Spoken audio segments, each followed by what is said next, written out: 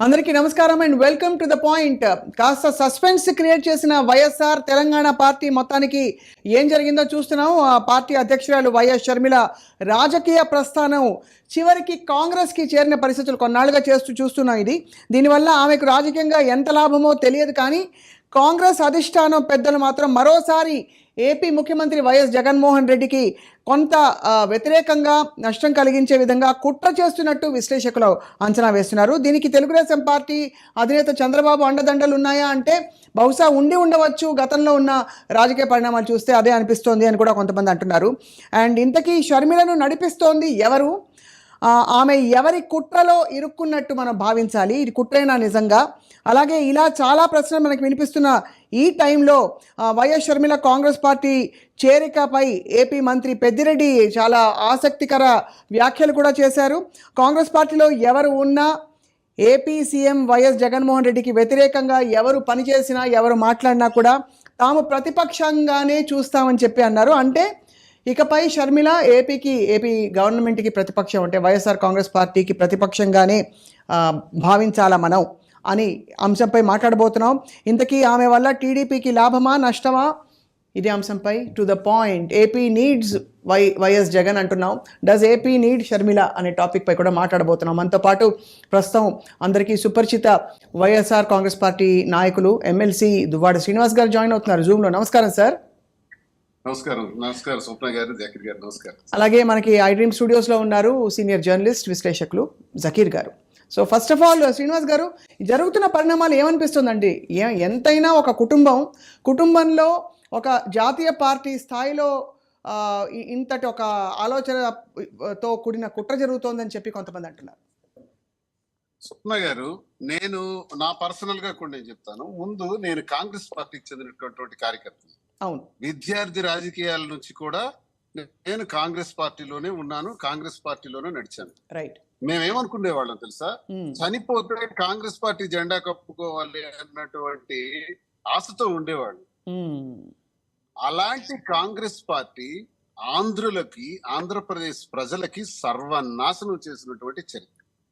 Congress party ఇలాంటి దుర్మార్గమైన పని చేస్తుందని మా జీవితంలో కూడా మేము ఊహించాల. ఇందిరాగాంధీ గారు కూడా సమైక్యవాది. అలాంటి ఇందిరాగాంధీ నేతృత్వంలో కాంగ్రెస్ పార్టీకి ఉన్నటువంటి చరిత్రని పూర్తిగా సర్వనాశనం చేసినటువంటి చరిత్ర సోనియా గాంధీ ఆంధ్రప్రదేశ్ రాష్ట్ర ప్రజల గుండెల్లో చిరస్థాయిగా షీ ఈజ్ ఎ డెవిల్. చాలా ఘాటైన వ్యాఖ్యలు చేస్తున్నారు సార్ మీరు. చాలా ఘాటైన వ్యాఖ్య చేశారంటే మీకు శ్రీనివాస్ గారు, మీరు గతంలో కాంగ్రెస్ పార్టీలో ఉండి వ్యాఖ్య చేస్తారంటే ఇప్పుడు ఇంతటి తీవ్రమైన ఒక స్టేట్మెంట్ ఇచ్చారు మీరు. దానికి కారణం ఏంటి సార్? స్వప్న గారు, కాంగ్రెస్ పార్టీలోనే బ్రతికినటువంటి మేము రాజశేఖర రెడ్డి గారి పరిస్థితి చూసాం కదా. కాంగ్రెస్ పార్టీ 2003-2002 సంవత్సరంలో అడ్రస్ లేని పరిస్థితిలో ఉండేది రాష్ట్రంలో. ఆ మహానుభావుడు పాదయాత్ర చేసి ప్రతి ఒక్కరిని కలుసుకుంటూ నానా కష్టాలు పడి, రాజశేఖర రెడ్డి గారితో నేను కనీసం 6 నియోజకవర్గాలు స్వయంగా నేను నడిచాను. నా చిన్న వయసు నడిచినటువంటి అనుభవం, ఆయనతో చాలా దగ్గర రిలేషన్స్ నాకు ఉండేవి. వైఎస్ఆర్ ఫ్యామిలీతో ఈనాటి సంబంధాలు కావు మాకు. నేను విద్యార్థి రాజకీయాల నుంచి కూడా సంబంధాలతో ఉన్నాను. అలా నడిచినటువంటి ఆ నేపథ్యంలో నేను గమనించినటువంటిది, రాజశేఖర రెడ్డి గారు చచ్చిపోయిన కాంగ్రెస్ పార్టీని బ్రతికించారు. బ్రతికించిన తర్వాత దుర్మార్గమైనటువంటి ఆలోచనలో ఆయన్ని ముఖ్యమంత్రి కాదు ఇంకెవరినైనా చేయాలని వెళ్ళి చాలా టీమ్స్ పరిగెట్టాయి. కానీ రాజశేఖర రెడ్డినే 2004లో ముఖ్యమంత్రిని చేయకపోతే కాంగ్రెస్ పార్టీకి పుట్టగద్దులు కూడా ఉండవు. కాబట్టి ఆ పరిస్థితుల్లో ఆయన ముఖ్యమంత్రి అవటం, రాజశేఖర రెడ్డి గారు ప్రపంచ చరిత్రలో దేశ చరిత్రలో కూడా లేని విధంగా బ్రహ్మాండమైనటువంటి పరిపాలన అందించి ఆరోగ్యశ్రీ అన్నటువంటి గొప్ప కార్యక్రమానికి శ్రీకారం చుట్టి రైతు బాంధవుడిగా పేరు ప్రఖ్యాతులు గాంచిన రాజశేఖర రెడ్డి గారు దురదృష్టవశాత్తు హెలికాప్టర్ యాక్సిడెంట్ లో మరణించిన తర్వాత పరిణామాలు ఏం జరిగినాయి మేడం? అక్కడి నుంచే మాకు శత్రుత్వం అయిపోయింది. కాంగ్రెస్ పార్టీ శత్రు వర్గాలుగా మాకు మారిపోయినారు. రాజశేఖర రెడ్డి గారి మరణానంతరం ఆయన్ని, రాజశేఖర రెడ్డి గారు బ్రతుకున్నంత కాలం జగన్ మంచోడు, జగన్ ఎక్కడ ఏం తప్పు చేయలేదు, జగన్ కి ఎటువంటి సబ్జెక్టు ఆ రోజు లేదు. రాజశేఖర రెడ్డి గారి మరణానంతరం నేను ఈరోజు చెప్తున్నాను మేడం, ఇంత గొప్ప వ్యక్తి అయినటువంటి మహా వ్యక్తి అయినటువంటి రాజశేఖర రెడ్డి గారికి జగన్మోహన్ రెడ్డి అనేటటువంటి ఓ గొప్ప కుమారుడే లేకపోయింటే రాజశేఖర్ రెడ్డి గారి పేరునే చెరిపేసి రాజశేఖర్ రెడ్డి గారి చరిత్రనే ఈ రాష్ట్రంలో లేకుండా చేయడానికి ఆనాడు కాంగ్రెస్ పార్టీ, ఈనాడు ఈ దుర్మార్గుడు చంద్రబాబు నాయుడు చేతులు కలిపి చాలా ప్రయత్నాలు చేశారు. Right. ఏం మీకు గుర్తు చేయాలి, నేను రాజశేఖర రెడ్డి గారి మరణానంతరం ఆయన హెలికాప్టర్ యాక్సిడెంట్ లో నేను ఇప్పటికీ ఒకటే అంటాను, నా అభిప్రాయం అదే. రాజశేఖర రెడ్డి గారిని హత్య చేశారు. రాజశేఖర రెడ్డి గారి సహజ మరణం కాదు, ఆయన అభిమానిగా నేను చెప్తున్నాను. రైట్, అవి అంటే తిరిగిన వ్యక్తిగా చట్ట సంస్థలు దాన్ని దర్యాప్తు చేసాయి అంటే అది ఒక పరిధిలో అది దాదాపు క్లోజ్ చేసినట్టే అనుకోవాలి కదా జకీర్ గారు. చాలా తీవ్ర ఉద్వేగానికి లోనవుతున్నారు శ్రీనివాస్ గారు, మీరు చూస్తున్నారు. రైట్ శ్రీనివాస్ గారు, దేశంలో చాలా కేసులు పెండింగ్ లో ఉన్నాయి. రాజశేఖర రెడ్డి గారి కేసు మాత్రం నెలల్లోనే పూర్తి చేసిన చరిత్ర కేంద్ర ప్రభుత్వానికి ఉంది ఆనాడు. సరే, రాజశేఖర రెడ్డి గారు మరణాంతరం ఏం చేశారు? ముద్దాయిని ముద్ర వేశారు మేడం. ముద్దాయిని ముద్ర వేయడం కాదు, కాంగ్రెస్ పార్టీ చేపడుతున్నటువంటి ప్రభుత్వ పథకాల్లో గాని కార్యక్రమాల్లో గాని రాజశేఖర్ రెడ్డి ఫోటో ఉండకూడదని కూడా కేబినెట్ కమిటీ వేశారు. ఎంతటి దుర్మార్గులు, నీచులు! రాజశేఖర రెడ్డి గారి మరణానంతరం అర్ధరాత్రి పార్లమెంట్ లో తలుపులు వేసేసి ఆంధ్రప్రదేశ్ ని విడగొట్టి హైదరాబాద్ లాంటి ప్రాంతాన్ని మాకు దూరం చేసి, తెలంగాణని దూరం చేసి, మా ప్రాంతం, మా ఆంధ్రప్రదేశ్ కి గుండె కోత మిగిల్చారు. మాలో ఉండే ప్రతి 5 కోట్ల మందిలో ప్రతి ఒక్కళ్ళలో కూడా ఓ బాధ ఉంది. అదేంటంటే మేము తెలంగాణ నుంచి విడిపోయామే, అడ్రస్ లేకుండా పోయినామే, ఆఫీస్ కూడా లేదే, కట్టు బట్టలతో మిగిలిపోయినామే అని నిరంతరం బాధపడుతున్నటువంటి రైట్ శ్రీనివాస్ గారు, ఇక్కడ శ్రీనివాస్ గారు మీ ఆవేదన వినపడుతోంది. ఇక్కడ 3 లెవెల్స్ లో మనకి, అంటే ఒకటి రాష్ట్ర విభజన అనేది ఒక మౌలిక కోర్ ఇష్యూ, అది పక్కన పెడితే సార్ రాజశేఖర రెడ్డి గారి మరణం ఎలా సంభవించింది, తర్వాత జరిగిన పరిణామాలు, మూడోది అప్పుడు జగన్మోహన్ రెడ్డి గారికి వచ్చిన ఇబ్బందులు, అవన్నీ. ఇప్పుడు తాజాగా ఇప్పుడు కాంగ్రెస్ మళ్ళీ తన ఉనికిని మరోసారి చాటుకునే ప్రయత్నంలో షర్మిల గారి చేరికని మీరు ఎలా చూస్తున్నారు జకీర్ గారు? షర్మిల గారు గతంలో, అంటే నాకు తెలిసి వైఎస్ఆర్ తెలంగాణ పార్టీ అని తెలంగాణలో పార్టీ పెట్టిన కొత్తలో అనుకుంటా, బహుశా ఆమె కొన్ని కామెంట్స్ చేశారు. ఆమె ఏంటంటే, మా నాన్న చనిపోయిన తర్వాత అవమానించారు, ఛార్జ్షీట్లో పేరు పెట్టారు, ఎఫ్ఐఆర్లో కేసులు పెట్టారు. అవును, అది ఇంటర్వ్యూలో కూడా చెప్పారు అంతకు ముందు కూడా. అవును, తర్వాత హెలికాప్టర్ ప్రమాదం పైన కనీస దర్యాప్తు కూడా చేయలేదు అని కూడా ఆమె చెప్పారు. రైట్, ఇప్పుడు కాంగ్రెస్ పార్టీ పైన అటువంటి ఆరోపణలు చేసిన షర్మిల గారు ఇప్పుడు అదే పార్టీలో చేరడం పట్ల ఆమె ఆన్సర్ ఎట్లా ఉండబోతుంది? అంటే ఆంధ్రప్రదేశ్ ప్రజలకు ఆమె ఏ రకంగా కన్విన్సింగ్గా చెప్పబోతున్నారు? ఆమె చెప్పే మాటలు ప్రజలు కన్విన్స్ అవుతారా కాదా అనేది ఇక్కడ పాయింట్ నేను చెప్పబోయేది. రైట్, ఎందుకంటే అంత సులభమైన వ్యవహారం కాదు ఇది. రాజశేఖర్ రెడ్డి ఎట్లా ఇప్పుడు దువాడి శ్రీనివాస్ గారు చెప్పినట్టుగా అది హెలికాప్టర్ క్రాష్ అయిందా, క్రాష్ చేశారా, అంటే ప్రమాదం జరిగిందా, లేకుంటే ఇంకేదన్నా జరిగిందా అనేది మనకు తెలియదు. అవును, బట్ ఆ కేసులో కనీస దర్యాప్తు చేయలేదు, మా నాన్నను అవమానించారు అని చెప్పిన షర్మిల గారు అదే కాంగ్రెస్ పార్టీలో చేరి ఇవాళ ఢిల్లీలో ఆమె చేసిన కామెంట్ ఏమిటి? మా నాన్న ఆత్మ సంతోషించింది అని చెప్పారు ఆమె. అంటే ఏ రకంగా ఆయన ఆత్మ శాంతించినట్టు నాకు అర్థం కాలేదు. సో దీనికి సంబంధించి, అంటే కాంగ్రెస్ పార్టీలో ఆమె చేయడానికి సంబంధించి ఆమె కన్విన్సింగ్గా ఏ రకంగా ఆంధ్రప్రదేశ్ అంటే ఆమెకు ఆంధ్రప్రదేశ్ కాంగ్రెస్ బాధ్యతలు ఇవ్వబోతున్నారా లేదా, లేకుంటే ఆమెకి ఇంకెవరు బాధ్యతలు ఇస్తారా? ఏది ఏమైనప్పటికీ కూడా నిన్న దాకా తెలంగాణ కోడలని అని చెప్పారు, తెలంగాణ కోడలు అన్నారు, అండ్ ఆడపిల్ల ఈడపిల్ల అని బోల్డ్ మనకి రీల్స్ కూడా చూసాం. ఆంధ్రప్రదేశ్ కూతురని చెప్పుకోవచ్చు, లేదా ఇప్పుడు రాజన్న బిడ్డ అని చెప్పుకోవాలి, రాజన్న రాజ్యం అని చెప్పాలి తెలంగాణ చెప్పినట్టే. ఇప్పుడు అక్కడ ఆల్రెడీ జగన్మోహన్ రెడ్డి గారు రాజన్న రాజ్యం నిర్మాణ పనిలో ఉన్నాడు ఆయన. ఎవరు? జగన్మోహన్ రెడ్డి గారు వాళ్ళ అన్న. ఇప్పుడు ఈమె కూడా వచ్చి మళ్ళీ అదే మాట మాట్లాడాలి. అవును, రాజన్న రాజ్యం అనాలి, రాజన్న బిడ్డ అనాలి. సో ఇది చాలా కాంప్లికేట్ ఇష్యూ ఇది. అంటే ఆమెను డిఫెన్స్ లో పడవేసే అంశాలు చాలా కనిపిస్తున్నాయి మనకు, కనిపిస్తున్నాయి. రెండోది అంటే ఉన్న పళంగా ఇప్పుడు ఇక్కడ పరిస్థితులు ఏదో అంటే మరి అనుకూలించలేదు అనుకోవాలా, లేక పాదయాత్రలకి స్పందన సరిగ్గా రాలేదనుకోవాలా, మొత్తానికి తను చాలా జోష్గా స్టార్ట్ చేసిన యాత్రల్ని ఇప్పుడు ఆమె విరమించి ఇప్పుడు ఒక పార్టీ అసలు పుట్టక ముందే దాన్ని తీసి కలిపేయడం అన్నది అదొక పద్ధతి. తెలంగాణలో షర్మిల గారిది ఫెయిల్యూర్ స్టోరీ అండి పాలిటిక్స్లో, తెలంగాణ పాలిటిక్స్లో. దానికి చాలా కారణాలు ఉన్నాయి. తర్వాత ఇప్పుడు ఆంధ్రప్రదేశ్ పాలిటిక్స్లో ఆమె స్టోరీ ఎట్లా ఉండబోతుందని చూడాల్సి ఉంది. అవును. అది మనం ముందే ఇప్పుడే ఫోర్కాస్ట్ చేయడానికి సాధ్యం కాకపోవచ్చు. కరెక్ట్ అయితే ఆమె ఎటువంటి రోల్ తీసుకోబోతున్నారు, ఆ రోల్ ఆమె ఎట్లా ప్లే చేయబోతున్నారు, అని సో దానికి సంబంధించిన ప్రభావం అంటే ఆమె ప్రభావం ఆంధ్రప్రదేశ్ పాలిటిక్స్లో ఎంత ఉంటుంది కరెక్ట్ అనేది కూడా ఇంపార్టెంట్. ఎందుకంటే ఇప్పుడు కాంగ్రెస్ పార్టీ యాజ్ ఇట్ ఈస్గా ఇవాళ డేట్లో ఆంధ్రప్రదేశ్లో పూర్తిగా చనిపోయి ఉంది. అంటే మృత జీవి అంటాం కదా, అదే సో మృతప్రాయంగా ఉంది అది. ఉమ్. సో దానికి పాపం ఈమె మృత సంజీవని అంటామా ఏమంటారు, అప్పుడు తీసుకొచ్చారు కదా లక్ష్మణుడు. అది తుది శ్వాసలో ఉంటే పనిచేస్తుందండి సంజీవని. ఓకే, అంటే అంటే తుదిశ్వాసలో ఉన్నట్టుగా కూడా నేను అనుకుంటా, అనుకుంటాను. మరణించిందని చెప్పారు మీరు అది. 2019 ఎన్నికల్లో కాంగ్రెస్ పార్టీకి వచ్చిన ఓట్లు 100 కంటే తక్కువ. ఉమ్. కనుక Congress party as on today అక్కడ almost negligible political force. So negligible political ఫోర్స్ను ఈమె రావడం వలన ఈమె ఎంత శక్తివంతురాలైన నాయకురాలు, ఆమె ఏం చేసి ఆ పార్టీని మళ్ళీ ప్రాణం పోయడం, ఆ రైట్ పార్టీని పునర్నిర్మించడం అంటే ఏం ఆశించి సాధ్యమవుతుందా? ఫస్ట్ ఏం ఆశించి మోర్ ఇంపార్టెంట్. అంటే ప్రాణం పోయడం ఆ తర్వాత ఏమవుతుందో తెలియదు, ఏముంటుంది ఎప్పుడు ఏదో ఒక ఎండ్ గోల్ లేకుండా ఎవరు రాజకీయాల్లోకి రారు. అందులో ఆమె నాకు తెలిసి ఏదో ఆంధ్రప్రదేశ్కు ముఖ్యమంత్రి కావాలని అనుకుంటున్నట్టుగా నేనైతే అనుకోవడం లేదు. ఎందుకంటే ఆమెకు అంత సీన్ లేదు ఒకటి.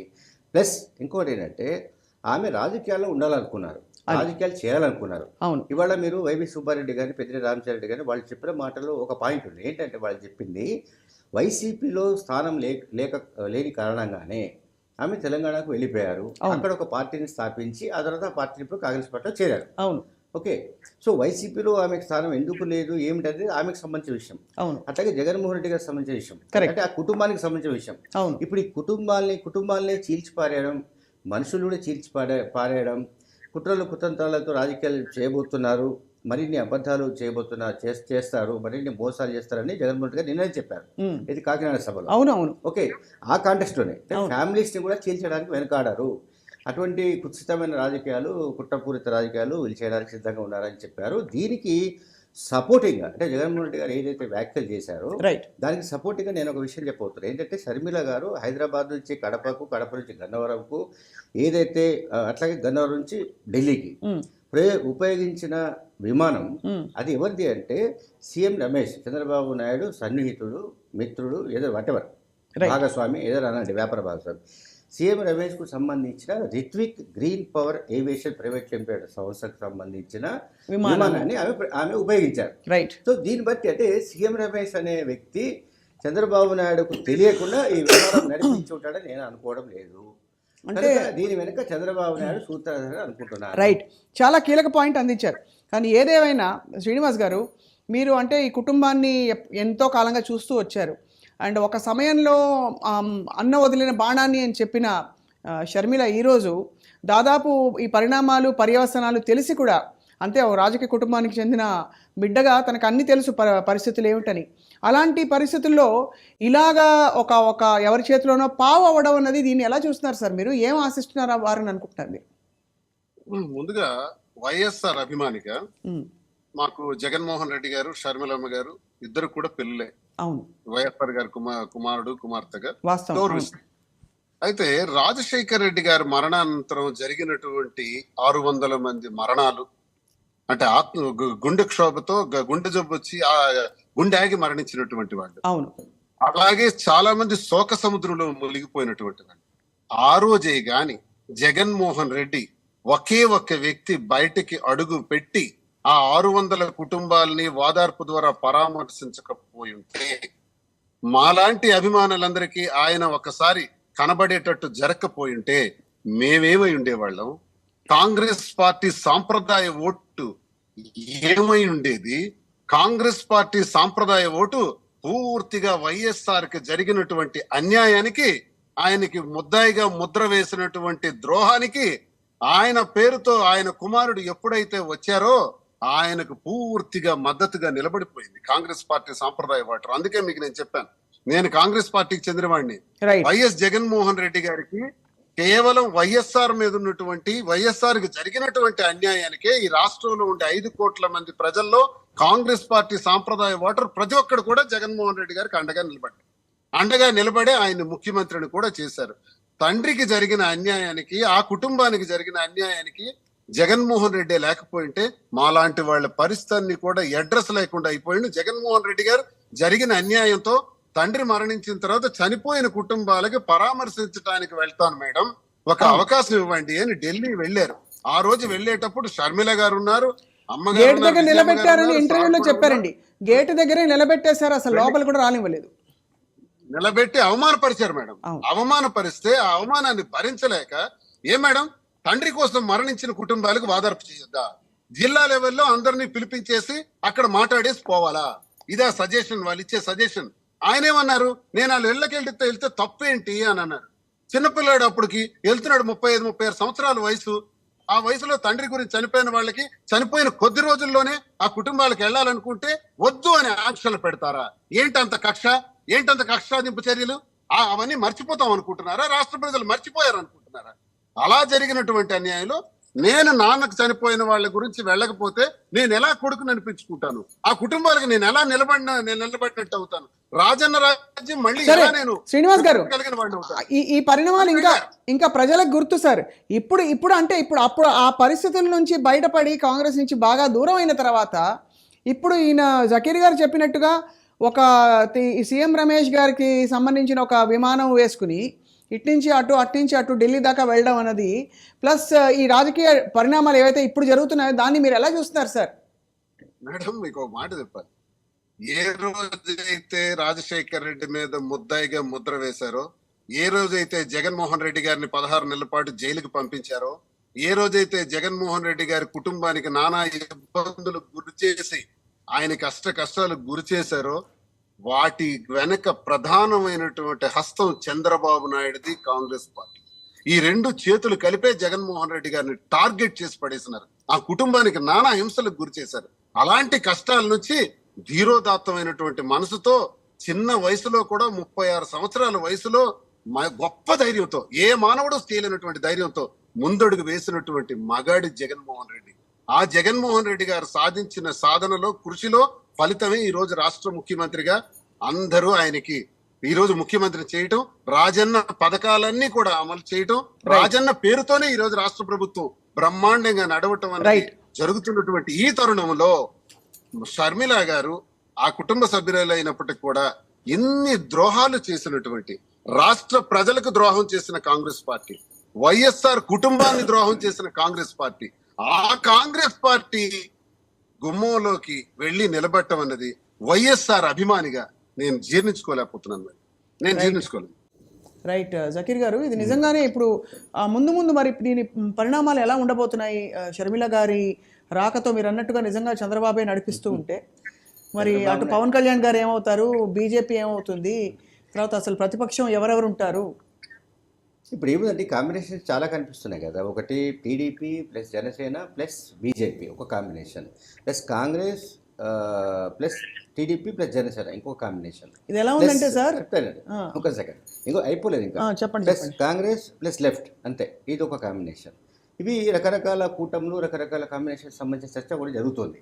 ఎవరితో కలుస్తారంటే సిద్ధాంతాలు లేవు, లేదా ఇతరత్ర ఏ రకమైన లాజిక్ లేదు అక్కడ. జగన్మోహన్ రెడ్డి గారిని గద్దెదించడమే లక్ష్యం. అది అట్లాగే వైసీపీ వ్యతిరేక ఓట్లను చెల్లివ్వకుండా చేస్తానని శపథం చేసిన పవన్ కళ్యాణ్ ఈ మొత్తానికి కారకుడు. మళ్ళీ అదే ఏది పవన్ కళ్యాణ్ ఎప్పుడైతే చెప్పారో కరెక్ట్ గా ఆయన ఏం చెప్పారో ఎగ్జాక్ట్లీ ఆపోజిట్ జరుగుతుంది. ఇప్పుడు చేస్తానన్నాడు. షర్మిల గారి ఎంట్రీ తర్వాత కాంగ్రెస్ పార్టీ నిజంగానే కాస్త కూస్త పుంజుకుంది అనుకుందాం. ఓకే, సో అది ఆమె సారాంశంలో ఒకవేళ సారాంశం ఇస్తే చెప్తున్నాను, కాంగ్రెస్ పార్టీ చీల్చే ఓట్లు ఎవరి అయి ఉంటాయి అన్నది ఒక ప్రశ్న. ఇప్పుడు వైసీపీకి ఐస్టీజ్గా ఒక ఇన్కంపెన్సివ్ ఫ్యాక్టర్ ఉంది, అండ్ వేరియస్ ఈ వెల్ఫేర్ స్కీమ్స్ ద్వారా కూడా జగన్మోహన్ రెడ్డి ఒక ఓటు బ్యాంకును పెట్టుకున్నారు. ఓకే, ఆ ఓటు బ్యాంకును చీల్చడం మిగతా వాళ్ళ వల్ల అవుతుందని అనుకోవడం లేదు నేనైతే. బట్ సరే, రాజకీయాల్లో ఏం జరుగుతుంది ఏంటని పక్కన పెడితే చంద్రబాబు నాయుడు చేస్తున్న ఈ కుటిల ప్రయత్నాలు అనేవి ఇప్పుడు దువ్వాడ శ్రీనివాస్ గారు చెప్పినట్టు నాకు కూడా చాలా నాకు కూడా గుర్తుంది. నేను అప్పుడు రిపోర్ట్ కూడా చేశాను. ఎప్పుడంటే జగన్మోహన్ రెడ్డి గారి పైన కేసులు పెట్టిన సందర్భంలో ఇక ఆయన జైలు నుంచి బయటకు రాకుండా చేయడానికి సంబంధించి అప్పుడు కేంద్రంలో అచ్చెన్నాయుడు ఉండేవాడు. ఆయనకు ఇక్కడి నుంచి రేణుకా చౌదరి, చంద్రబాబు నాయుడు ఇదంతా ఒక కూటమిగా ఏర్పడి అచ్చెన్నాయుడు ద్వారా మళ్ళీ ఢిల్లీలో ఫిర్యాదులు చేయడము, కాంగ్రెస్ ప్రభుత్వం పైన రకరకాల ఆ ప్రభుత్వానికి ఇవ్వడము. సరే, సోనియా గాంధీ వాళ్ళైతే చెప్పండి సార్. సోనియా గాంధీ ఎర్రన్నాయుడు గారట. సారీ ఎర్రన్నాయుడు గారు ఈ మధ్య అచ్చెన్నాయుడు మాట్లాడుతున్నా ఎర్రన్నాయుడు గారు ఢిల్లీలో ఉన్నారు. ఆయన ద్వారా రేణుకా చౌదరి, చంద్రబాబు నాయుడు గారు మళ్ళీ రాయబారం నడిపించి ఒక కథంతా నడిపారు. At any cost Jaganmohan Reddy గారు బయటికి రాకూడదు, ఇది స్కీమ్. సో 16 నెలల పాటు ఆయన జైల్లో ఉన్నాడు. మీరు చూడండి, జగన్మోహన్ రెడ్డి గారు అయితే 5 ఏళ్ల పాటు రోడ్ల మీద ఉన్నారు, ఆ తర్వాత 16 నెలలు జైల్లో ఉన్నారు, ఆ తర్వాత మళ్ళీ రోడ్ల మీద ఉన్నారు, ఆ తర్వాత ఒక టర్మ్ ప్రతిపక్షంలో ఉన్నారు, తర్వాత ఎంతో కష్టపడి ఆయన 151 సీట్లతో అధికారంలోకి వచ్చారు.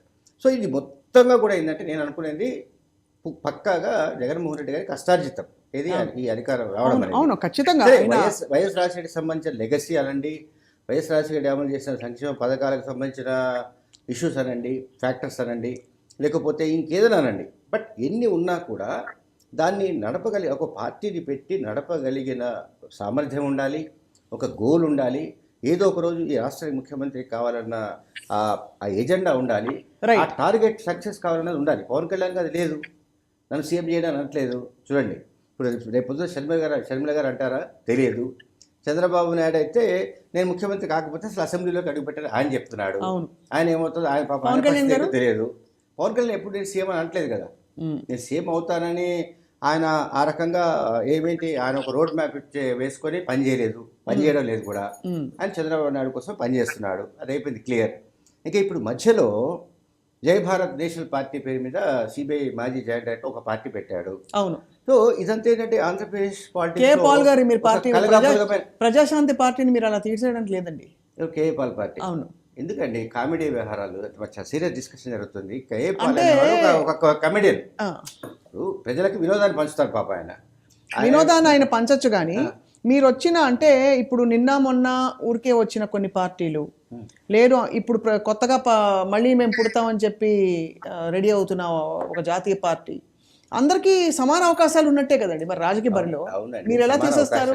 నేను కేఏ పాల్ గురించి, ప్రజాశాంతి పార్టీ గురించి నాకేమి ప్రత్యేకమైన ద్వేషము లేకుంటే పాపం పాల్ గారి పట్ల నాకే కోపం లేదు. కానీ ఈ మధ్య కాలంలోనే తెలంగాణ మాజీ ముఖ్యమంత్రి కేసీఆర్ గారు ఆయన గాయపడి హాస్పిటల్లో ఉన్నప్పుడు ఆయన వెళ్ళి పరామర్శించి బయటకు వచ్చిన తర్వాత మీడియాతో మాట్లాడుతూ పాల్ చెప్పింది ఏమిటి, కేసీఆర్ గారు దేవుడికి దగ్గర అవుతున్నారని చెప్పాడు ఆయన ఆన్ రికార్డ్ మీడియాలో. దాన్ని ఎట్లా అనుకోవాలి, కామెడీ అనుకోవాలి, ఇంకో ఏమనుకోవాలి? సో ఆయన వినోదాన్ని పంచుతాడండి, అంతకు మించి ప్రజాశాంతి పార్టీకి సీన్ లేదు, ఆ పార్టీకి ఓట్లు వచ్చేది లేదు, సీట్లు వచ్చేది పక్కన పెట్టాడు. ఇప్పుడు మనం మాట్లాడుతుంది ఏంటంటే వైఎస్ షర్మిల ఫ్యాక్టర్ ఎంతవరకు పనిచేసే అవకాశం ఉంది, కాంగ్రెస్ పార్టీలో ఆమెకు నిజంగానే ఏపీసీసీ అధ్యక్ష బాధ్యతలు ఇస్తే ఆమె ఎంతవరకు ఆ బాధ్యత సక్సెస్ గా నెరవేర్చే అవకాశం ఉంది, లేకుంటే తెలంగాణలో లాగా అవుతుందా? అంత ఆర్కేఎన్ రఘువీరారెడ్డి గారు వాళ్ళు వీళ్ళు ఉండగా మనకి షర్మిల గారే ఎందుకు అవ్వాలి ఏపీసీసీ? అంటే కావాలని అన్నకి ఆపోజిట్ లో చెల్లిని పెట్టాలనే కుట్ర అంటారా ఇది? ఇప్పుడు కాంగ్రెస్ పార్టీకి ఇంకా పగ చల్లారలేదండి, జగన్మోహన్ రెడ్డి గారి మీద పగ చల్లారలేదు. అధినేత్రి కాంగ్రెస్ పార్టీ నాయకురాలైన సోనియా గాంధీని ధిక్కరించి ఆ సమయంలో, అంటే ఉమ్మడి ఆంధ్రప్రదేశ్లో అట్లాగే కేంద్రంలో 2 చోట్ల కాంగ్రెస్ ప్రభుత్వం ఉన్నప్పుడు శషభిష లేకుండా, రాజీ లేకుండా, వాళ్ళు ఓదార్పు యాత్ర చేయొద్దంటే కూడా వినకుండా ఆ పార్టీని ధిక్కరించి బయటకు వచ్చి సొంత పార్టీని పెట్టి ఆ పార్టీని అధికారం దాకా జైలుకి వెళ్ళినా కూడా ఖాతరు చేయకుండా 400 రోజుల తర్వాత అసలు ఎక్కడ సడలని గుండె నిబ్బరంతో బయటకు వచ్చి మళ్ళీ ప్రతిపక్షంగా ఉండి మళ్ళీ పాదయాత్ర చేసి ఎవరు చేస్తారండి? పవన్ కళ్యాణ్ గారు 10 ఏళ్ళ నుంచి పార్టీ నడిపిస్తున్నాడు, ఆ పార్టీ గ్రాఫ్ ఏంటి చెప్పండి? ఇప్పుడు ఏం లేదు కదా. ఇప్పుడు వాళ్ళు చెప్పుకుంటున్నారు మాకు 30% ఓట్లు ఉన్నాయి, 40% ఓట్లు ఉన్నాయని చెప్పుకుంటున్నారు, క్లెయిమ్ చేస్తున్నారు. ఓకే, 2019లో వాళ్ళకు ఒక 6.5 7% ఓట్లు వచ్చారనుకుందాం. నెక్స్ట్ ఇప్పుడు మీరు అన్నట్టు జయ భారత్ నేషనల్ పార్టీ అది ఏం చేస్తుందో తెలియదు, మీరు అంటే ప్రజాశాంతి పార్టీ ఏంటో తెలియదు. ఇప్పుడు కాంగ్రెస్ పార్టీ చనిపోయిన పార్టీని బతికించి దాన్ని ఏదో ఉద్ధరించాలనుకుంటే అది ఎంతవరకు సక్సెస్ అవుతుందో తెలియదు. ఒకటి మాత్రం వాస్తవం, దువ్వాడ శ్రీనివాస్ గారు చెప్పినట్టుగా పాయింట్ ఏంటంటే వైఎస్ రాజశేఖర రెడ్డి వారసుడిగా జగన్మోహన్ రెడ్డిని మాత్రమే ఆంధ్రప్రదేశ్ ప్రజలు యాక్సెప్ట్ చేశారు. రైట్. ఈ పాయింట్కి సార్ దువ్వాడ శ్రీనివాస్ గారు అంటే ఇక మీ పార్టీ విధానం, ఎందుకంటే మొదటి నుంచి వైసీపీ నాయకులు కుటుంబంగా తను చెల్లి కాబట్టి, సోదరి కాబట్టి చాలా హక్కును చేర్చుకుని మనసులో పెట్టుకుని ఎక్కడా ఒక మాట అనకుండా పల్లెత్తు మాట కూడా అనకుండా షర్మిలమ్మని మీరందరూ చాలా అంటే వ్యతిరేకించిన సందర్భాలు వచ్చినా కూడా డైరెక్ట్గా సున్నితమైన అంశాల వైపు జోలికి వెళ్లకుండా చేశారు. ఇప్పుడు మరి ఏం చేయబోతున్నారు? ఇదో పెద్ద సవాల్ మీకు నిజానికి. ఒకటి, షర్మిల గారు వైఎస్ఆర్ కుటుంబం అంటే మేమందరం ఆ కుటుంబ సభ్యులు. మా కుటుంబంలో ఒక పెద్ద ఆవిడ. కానీ ఆవిడ తీసుకున్న నిర్ణయం మాకు తీవ్రమైనటువంటి మానసిక క్షోభకు గురి చేసింది. ఇది నేను కరెక్ట్ కాదని అంటాను. ఎప్పుడైనా ఎందువల్ల? ఎందుకంటే మేము వారి కుమార్తె అయితే మేము వైఎస్ఆర్ అభిమానులు, మాకు కూడా వైఎస్ఆర్ మీద అర్హత ఉంది మాట్లాడడానికి. వైఎస్ఆర్ అభిమానిగా నేను చెప్తున్నాను, వైఎస్ఆర్ గారిని ముద్దాయి చేసినందుకు, వైఎస్ఆర్ గారి హత్యకు కారణమైనందుకు, వైఎస్ఆర్ తదనంతరం మరణానంతరం కుమారుణ్ణి జైల్లో పెట్టినందుకు, కుమారుణ్ణి ఇంటిని షర్మిల గారిని కూడా నానా ఇబ్బందులకు గురి చేసినందుకు, ఆంధ్రప్రదేశ్ ను విడగొట్టినందుకు, ఇన్ని ఆవేశాలతో మేమందరం ఉన్నాం. ఇన్ని ఆవేశాల మధ్య కాంగ్రెస్ పార్టీ అన్నది శవంతో సమానం ఆంధ్రప్రదేశ్ లో. It's a dead body. మీరు అన్నట్టు ఆఖరి గడియలు కూడా కాదు, డెడ్ బాడీ. ఆ డెడ్ బాడీకి ఏ రకంగా మీరు బాగు చేయగలరు? పాతాళ భైరవిలో ఎవరో మాంత్రికుడు ఏదో చేసినట్టు మనం ఏమైనా చేయగలమా? అవన్నీ జరిగే సినిమా కాదు. ఈ నిర్ణయంలో ఆవిడ కాంగ్రెస్ పార్టీలో చేరి ఉద్ధరించేది కూడా ఈ రాష్ట్రానికి ఏమి ఉండదు. జగన్మోహన్ రెడ్డి గారి గెలుపుకి 175 స్థానాల్లో అఖండ మెజార్టీతో గెలవటానికి వీళ్ళ వ్యూహాలు ఏవి చెల్లవు. పవన్ కళ్యాణ్ లాంటి లఫూట్ గైడ్ ఏదో ఆలోచించినంత మాత్రాన జగన్మోహన్ రెడ్డి గారికి వ్యతిరేక ఓటు చీలనివ్వను అన్నంత మాత్రాన జగన్మోహన్ రెడ్డి గారికి వ్యతిరేక ఓటే లేదని నేను అంటాను. ఎందుకంటే నేను గ్రామాల్లో గడప గడప యాత్ర చేస్తున్నప్పుడు ఒక 51% వైసీపీ గృహాలు ఉంటే 49% టీడీపీ గృహాలు కూడా ఉంటాయి. ఆ గృహాలకు కూడా నేను గడప గడపకి వెళ్ళాను. వెళ్ళినప్పుడు ప్రభుత్వ పథకాలన్నీ అందాయంటే అందాయని చెప్పారు. వాళ్ళకి 2 లక్షలు 3 లక్షలు 5 సంవత్సరాల్లో అందింది. ఏంటమ్మా మీరు ఎలా ఉన్నారంటే, బాబు మేము ఎప్పుడు కూడా తెలుగుదేశం పార్టీకి చెందిన వాళ్ళం, జగన్ కి ఓటేయలేదు, కాంగ్రెస్ కి వేయలేదు. ఈ రోజు మేము చెప్తున్నాం, మేము జగన్ అన్నకే ఓటేస్తామని చెప్పండి, తప్పైందని చెప్పండి. మేము ఓటేయకపోయినా మాకు చల్లగా చూసాడా బాబు, నా కొడుకు, నా అన్న, నా తమ్ముడని తెలుగుదేశం సాంప్రదాయ ఓటర్ కూడా అనుకుంటున్నాడు. అంటే యాంటీ ఇన్కంబెన్సీ పార్టీ మీద వ్యతిరేక ఓటు ఎవరికి ఉంది? టీడీపీకి ఉంది, వైసీపీకి లేదు. వైసీపీలో పార్టీ వ్యతిరేక ఓటుని చీలనివ్వని ఈ షూటింగ్కి వెళ్ళి షార్ట్ కట్టగాడు వచ్చేదో మాటలు చెప్పేస్తే ఇక్కడ అమాయకులు ఎవరు లేరు. వాడు ప్యాకేజీ స్టార్ మాట్లాడినంత మాత్రాన చంద్రబాబు నాయుడికే దమ్ముంటే జగన్మోహన్ రెడ్డిని వ్యక్తిగతంగా ఎదుర్కోమనండి.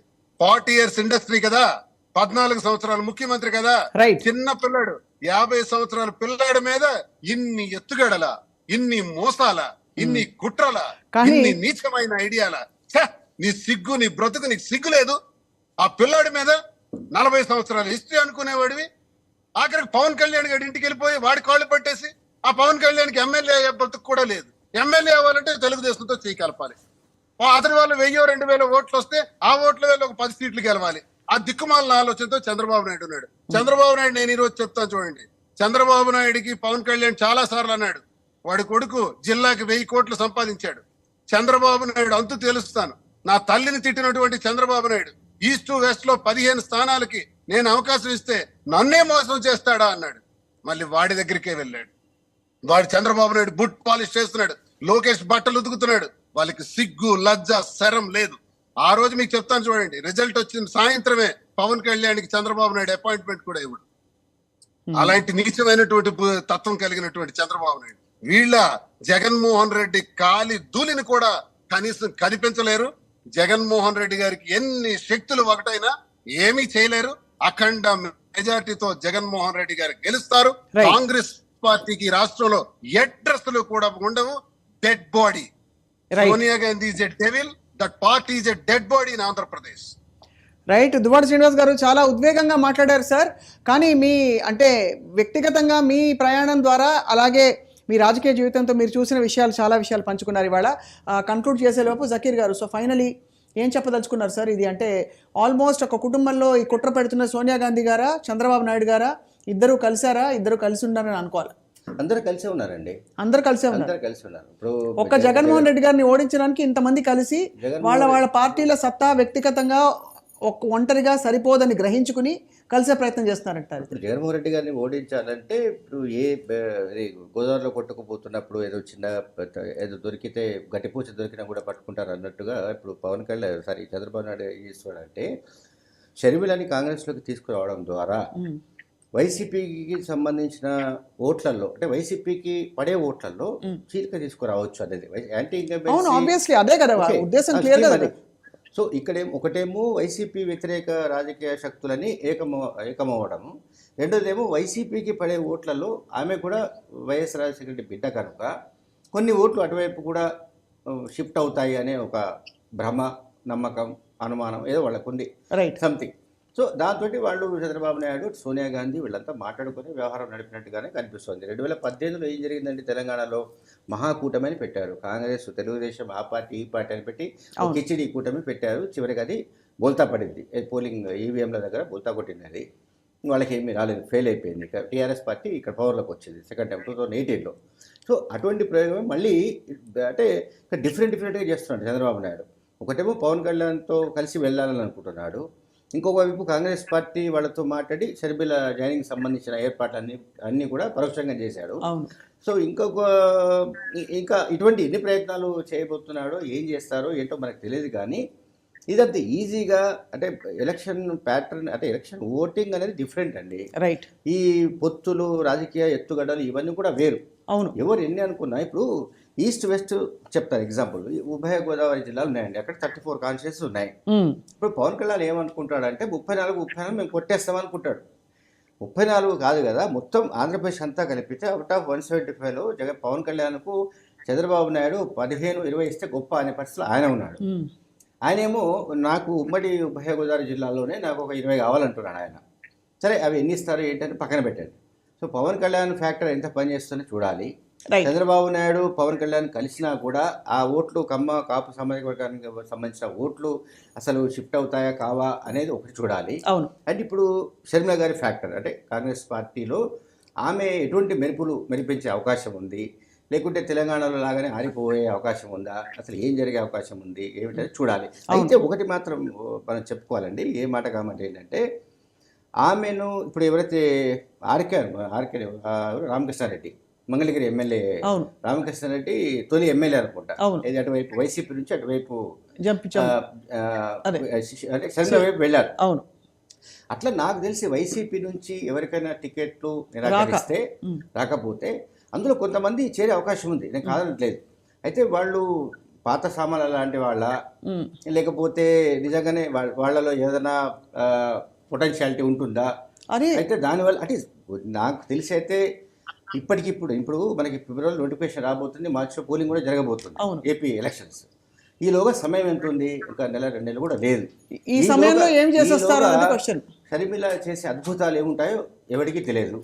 అంత అద్భుతాలు చేసే పరిస్థితుల్లో ఆమె ఉన్నట్టుగా కానీ ఆమె అంత వ్యూహాలు రచించడంలో దిట్ట అని కానీ అనుకోవడానికి ఛాన్స్ లేదు. ఎందుకంటే తెలంగాణలో మన క్లియర్-కట్గా తెలుస్తుంది, 2021 జూన్ జూలై ప్రాంతాల్లో పార్టీ పెడితే 2 ఏళ్లలోనే ఆ పార్టీని అంటే ఇక్కడ అదే పాయింట్ ఏంటంటే ఎవరి ఐడెంటిటీ క్రైసిస్ కోసం వాళ్ళు పాటుపడుతూ ఇలా పార్టీలు పెట్టేసి నేను ఉన్నానని చెప్పి అందరూ అంటే రకరకాల ప్రజల్ని చంపుతున్నారండి నిజంగా చెప్పాలంటే కన్ఫ్యూజన్ తోటి. ఇప్పుడు ఐడెంటిటీ క్రైసిస్ ఇప్పుడు లక్ష్మణ్ గారు కూడా ఇప్పుడు అంటే పెట్టకూడదని లేదండి, ఇది స్వతంత్ర భారతదేశం, ప్రజాస్వామ్యంలో ఎవరైనా సామాన్యులు ప్రముఖులు ఎవరైనా పార్టీలు పెట్టచ్చు, ఏదైనా చేయొచ్చు. కానీ మీరు ఇక్కడ చూడండి ఎంత కన్ఫ్యూజన్ క్రియేట్ అవుతుందో ఎలక్ట్రల్ సిస్టంలోనే. అంటే దీన్ని తప్పకుండా ప్రశ్నించాలి. ఇప్పుడు ఒకటి చెప్పాల్సుకుంటే ఏంటంటే ఆంధ్రప్రదేశ్ పాలిటిక్స్లో యాజ్ ఇట్ ఈస్గా ఒక కొత్త పార్టీకి వాక్యం లేదు. ఎందుకంటే అక్కడ ఒకటేమో అధికార పార్టీ వైసీపీ పూర్తిగా ఆక్రమించుకొని ఉంది, 151 అసెంబ్లీ సీట్స్తో, అట్లాగే 22 ఎంపీ సీట్స్తో వైసీపీ చాలా ఆధిక్యంలో ఉంది, చాలా ఎత్తులో ఉంది. నెక్స్ట్ మీకు 23 సీట్స్తో టీడీపీ ఉంది, 0 సీట్స్తో పవన్ కళ్యాణ్ ఉన్నారు. ఓకే, ఇక్కడికి క్లోజ్ చాప్టర్. నేను ఏంటంటే జగన్ వ్యతిరేక శిబిరం అనుకుంటే ఇవాళ మనకు కనిపిస్తుంది అయితే యాస్టీస్గా టీడీపీ ప్లస్ జనసేన మాత్రమే. ఇప్పుడు కాంగ్రెస్ పార్టీ షర్మిల చేరినా కూడా ఆ పార్టీకి అంటూ ఒక వాక్యం అంటే గతంలో ఉన్న వాళ్ళందరూ కూడా అంటే ఎవరైతే ఇప్పుడు దువాడ లాంటి వాళ్ళు కావచ్చు, ఎవరైనా కానీ ఇక్కడ వైఎస్ఆర్సీపీ అభిమానులు కావచ్చు, కాంగ్రెస్ పార్టీకి సంబంధించిన కార్యకర్తల నుండి కాంగ్రెస్ పార్టీకి కోర్ అభిమానులు ఎవరైతే ఉంటారో వాళ్ళందరూ ఆల్రెడీ వైసీపీ వైపు షిఫ్ట్ అయిపోయారు. అంటే జగన్మోహన్ రెడ్డి గారిని నాయకత్వాన్ని నమ్ముకొని ఇప్పుడు వాళ్ళందరినీ మళ్ళీ అంటే కదిలించే ప్రయత్నాలు జరుగుతాయి. వైసీపీ అంటే ఏమిటి? కాంగ్రెస్ 2 అండి అది ఆల్మోస్ట్ కాంగ్రెస్ 2. అంటే చాలా మంది నాయకులు పార్టీ గతంలో ఎవరైతే ఉన్నారో వాళ్ళందరూ వైసీపీలో చేరిపోయారు. ఎందుకంటే ఆంధ్రప్రదేశ్ విడిపోయిన తర్వాత ఇక ఆంధ్రప్రదేశ్లో కాంగ్రెస్ పార్టీ పూర్తిగా క్లోజ్ అయిపోయిన పరిస్థితి ఏర్పడ్డప్పుడు జగన్మోహన్ రెడ్డి గారి రూపంలో అక్కడ ఒక పొలిటికల్ ఫోర్స్ ఎమర్జ్ అయింది. సో పొలిటికల్ ఫోర్స్ ఎమర్జ్ అయినప్పుడు ఆటోమేటిక్గా అందరూ కాంగ్రెస్లో ఉన్న వాళ్ళందరూ ఎవరు దువార్ లాంటి వాళ్ళందరూ కూడా వైసీపీ వైపు వచ్చేసారు. కరెక్ట్. ఇప్పుడు అక్కడ షర్మిల కాంగ్రెస్ పార్టీని పునర్నిర్మిస్తే అది కాంగ్రెస్ 3 అవుతుందా కాదా అని చూడాలి. అది అంటే అవుతుందా? అవుతే what does it offer differently from anywhere else? And ఇప్పుడున్న అంటే ఇప్పుడు పాలన కంప్లీట్గా ప్రజలకు అందే సంక్షేమ పథకాలు ఏ విధమైన డిస్టర్బెన్స్ అవసరం లేని ఆవశ్యకత, మార్పు కోసం ఆవశ్యకత లేని పరిస్థితుల్లో ఉన్న ప్రతిపక్షాలకే ప్లేస్ లేదు. ఇప్పుడు మళ్ళీ మరిన్ని ప్రతిపక్షాలు పుట్టుకొస్తే ఏం జరుగుతుందో, ప్రజలు ఎలాంటి తీర్పునిస్తారో వేచి చూడాలి జకీర్ గారు. కానీ ఈ పరిణామాలు చాలా నిజంగానే అంటే దాదాపు నాటకీయంగా జరుగుతున్నాయి. అంటే క్విక్గా ఇక్కడ పార్టీ పెట్టి 2 నెలల్లో వైండప్ చేసేసి కొన్ని యాత్రలు చేసేసి ఇక్కడ కోడాలని చెప్పేసి అసలు ఇక్కడ ఈ నెల కోసమే పుట్టానని చెప్పి ప్రకటనలు చేసుకుని దాదాపుగా అండ్ అక్కడి నుంచి మళ్ళీ సడన్గా చూస్తే రాత్రికి రాత్రి పార్టీ లేదు, త్యాగం చేసేసారు, పార్టీని మర్జీ చేసేసారు. ఇప్పుడు మళ్ళీ ఆ పార్టీలో చేరిపోయారు. సో స్కూల్లో చేరకుండానే ప్రమోషన్ వచ్చినట్టు ఇప్పుడు ఏపీకి షిఫ్ట్ అయిపోయారు. కాబట్టి వేచి చూసి we'll have to wait and see ఎవరి పాత్ర ఎవరి కాంట్రిబ్యూషన్ ఎలా ఉండబోతోందని చెప్పి. దువ్వాడ శ్రీనివాస్ గారు మీకు ధన్యవాదాలు సార్ ఇవాళ ఈ చర్చలో పాల్గొన్నందుకు. నిజంగా ప్రజలు విఘ్నులు కాబట్టి మనం వేచి చూద్దాం. జకీర్ గారు మీకు కూడా ధన్యవాదాలు sir. And that is to the point today. Stay tune to I dream.